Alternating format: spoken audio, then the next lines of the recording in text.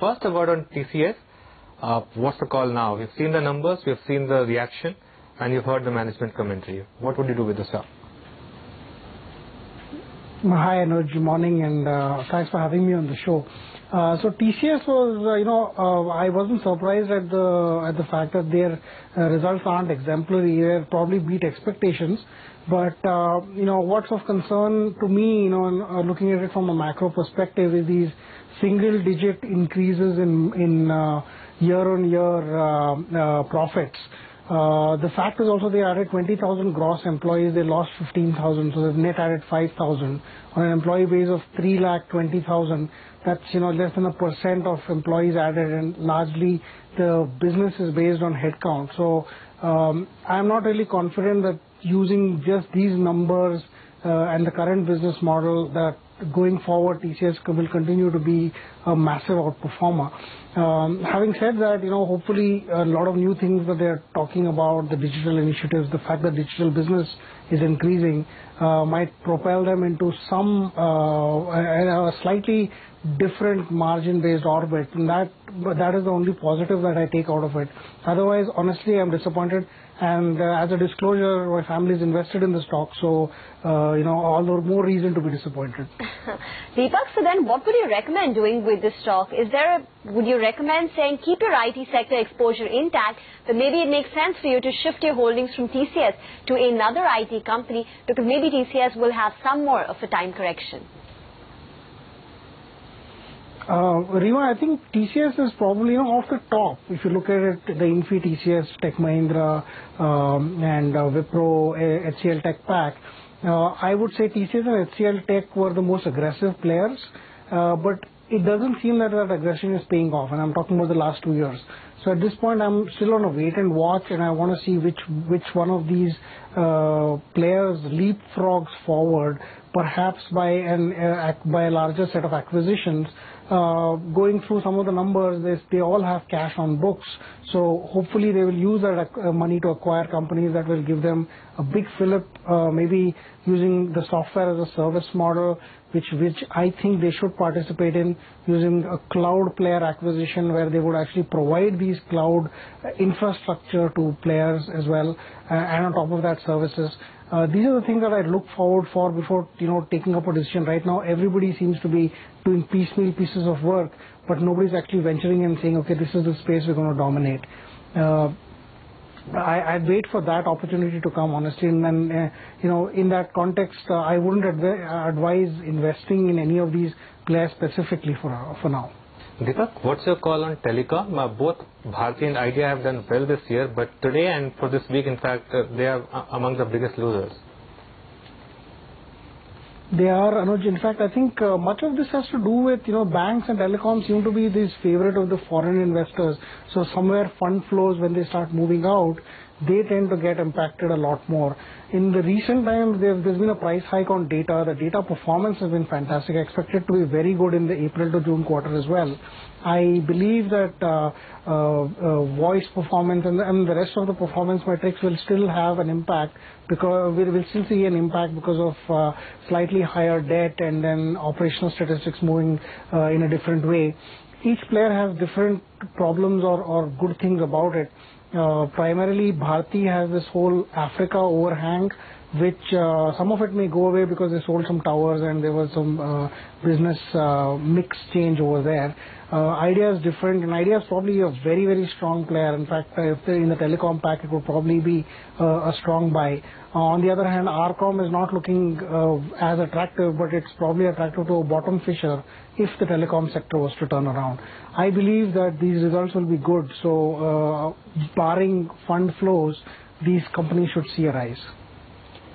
Deepak, today CLSA has upgraded BHEL to a buy. Their target price stands at 320, and they've titled the note as coming out of the woods. Just recently, we saw even Antique and City turn positive on BHEL. Do you think it's time now to start looking at BHEL attractively? Would you recommend a buy at current levels? Honestly, Rima, this company has been a screaming buy for a long time, but market performance has been not so great, in the last few years. So fundamentally, it's a great buy. It's one of those things that says this is such a big player, you can't ignore it. If anything happens, anything at all, a positive happens to India's power and electricity sector, BHEL is going to be involved. I mean, BHEL does so many things. It even manufactures parts of India's satellites. So there is so much about it that has positives. Yet the market doesn't seem to be showing a momentum for the stock. So on a fundamental basis, this is a great hold for a portfolio on a longer term. But I think this stock needs a solid trigger to move forward. Maybe that trigger is not purely revenue related. It could be market related. It could be a divestment of assets. BHEL has a tremendous amount of land assets and so on. So that might change the game, I think. But right now, operationally, great buy, but technically not so great. Okay. The stock that has momentum right now, Deepak, is Coal India. Almost making new highs on a daily basis. What's going right for Coal India? And at current price, is this a buy for you? This is a great question, Anuj. I think, there's a bit of egg on my face as well, because I have kind of said that it's not such a great buy. It's only a dividend play. I think it has a big scope in dividend portfolios. And I still continue to think so. It's a commodity player. When I was asked to choose between, let us say, a Coal India or an HPCL or an oil, an oil marketing company, I think those have a greater scope. So might be a better play to piggyback on them as the LPG and diesel subsidies have been taken off, at least off of their hands. The important thing now, I think, is that Coal India is in momentum. I think for that matter, it continues to be something that investors should look at. We don't have it in our portfolio. We don't own it, and perhaps regretfully so. But it will yield 5 to 10% dividend yield, because the government will milk it off that dividend every year for at least for the next few years. So given that and the fact that it's going up, it's possibly a good time to peck at it, perhaps do an SIP in it, but for a retail investor. But I personally, on a momentum perspective, would still look at the oil marketing companies. Deepak, your thoughts on SR Oil and the news of Rosneft acquiring 49% stake in the Vadina refinery? Your answer to shareholders of SR Oil? SR Oil, so there is SR Oil has such a big history, and the SR group itself that you kind of see at one end you have some of their companies doing really, really badly.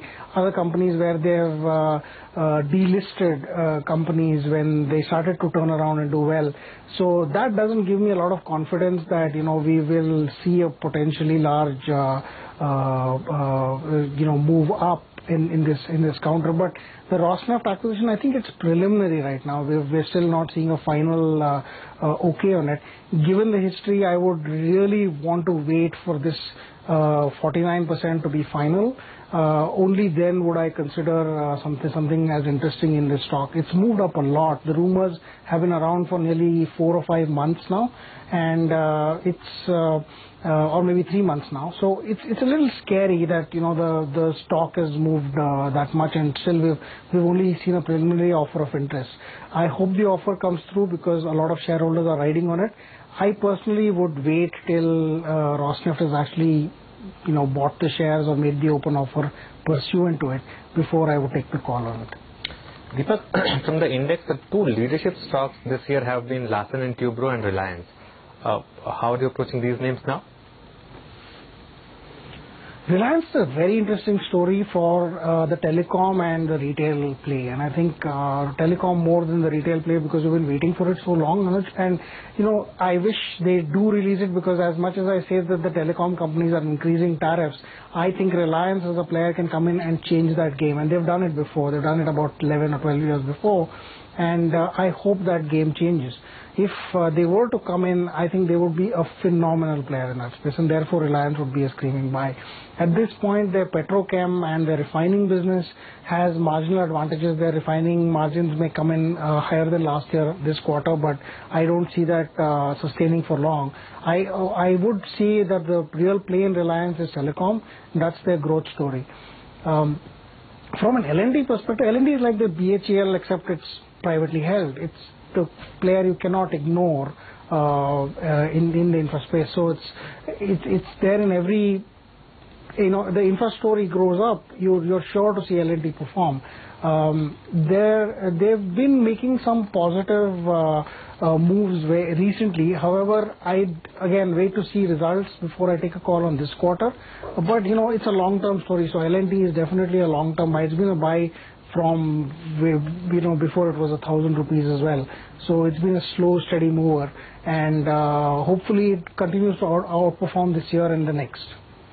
Deepak, you told us about your family's holding in TCS. Any other disclosures on other stocks like L&T, Coal India, BHEL, and the others you spoke about?